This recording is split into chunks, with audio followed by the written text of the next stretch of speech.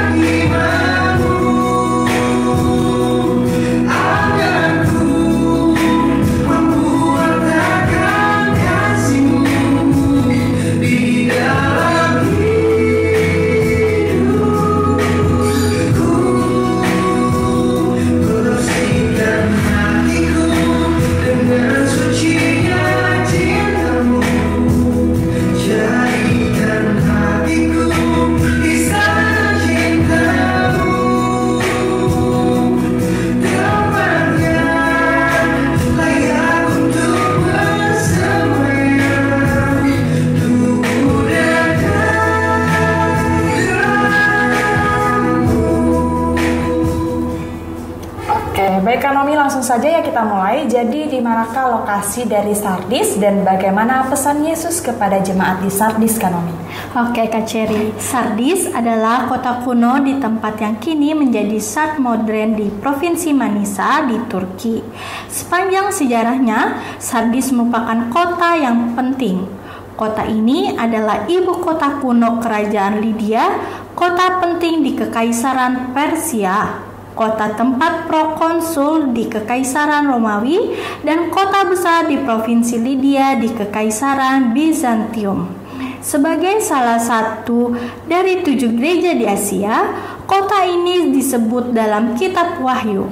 Kota ini menjadi penting antara lain karena kekuatan militernya, letaknya yang terletak di jalur menuju pesisir Aegea, dan karena memiliki tanah subur di Hermus. Pesan kepada Sardis berasal dari Tuhan Yesus Kristus melalui seorang malaikat. Ini bukanlah pesan Yohanes kepada jemaat di Sardis, ini adalah pesan dari Tuhan. Yesus dengan cepat dan jelas mengutuk keadaan gereja Sardis yang tidak bernyawa. Aku tahu segala pekerjaanmu, engkau dikatakan hidup padahal engkau mati, yang tertulis dalam Wahyu 3 ayat 2. Gereja ini mungkin memiliki reputasi yang baik, tetapi secara rohani mereka tidak bernyawa. Dengan kata lain, gereja itu dipenuhi dengan orang-orang yang belum diselamatkan, yang melakukan ritual-ritual agama.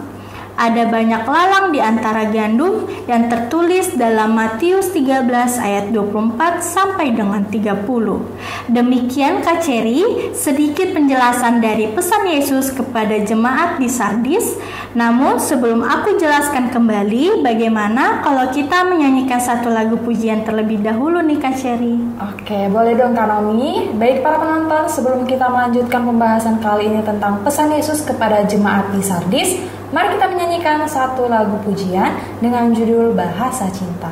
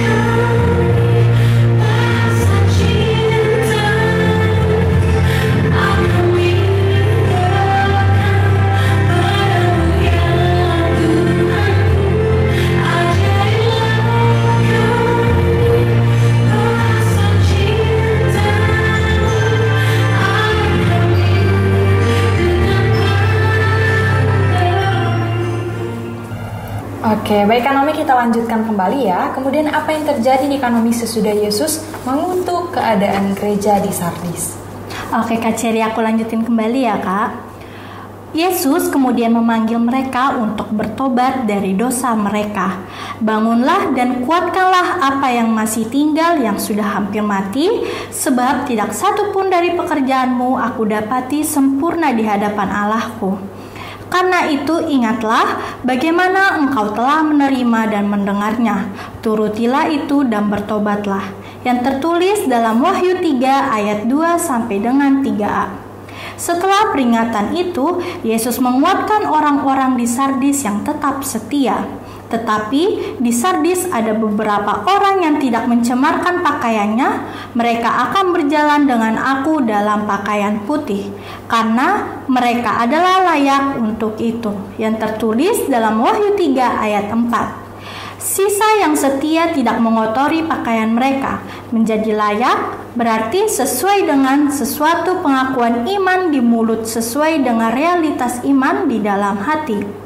Orang-orang yang setia dijanjikan untuk berjalan bersama Yesus dalam pakaian putih.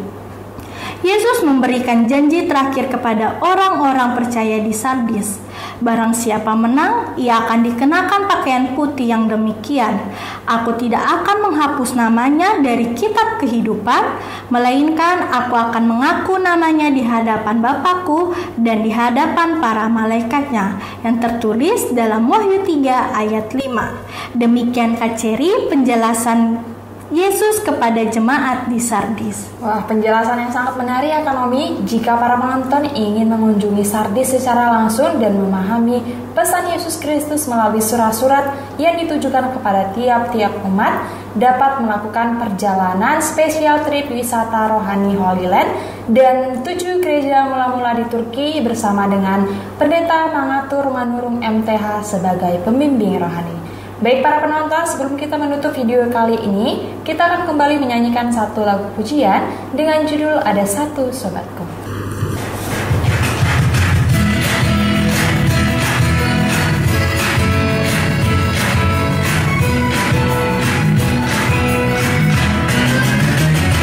Ada satu sobatku yang setia, tak pernah dia tinggalkan diriku.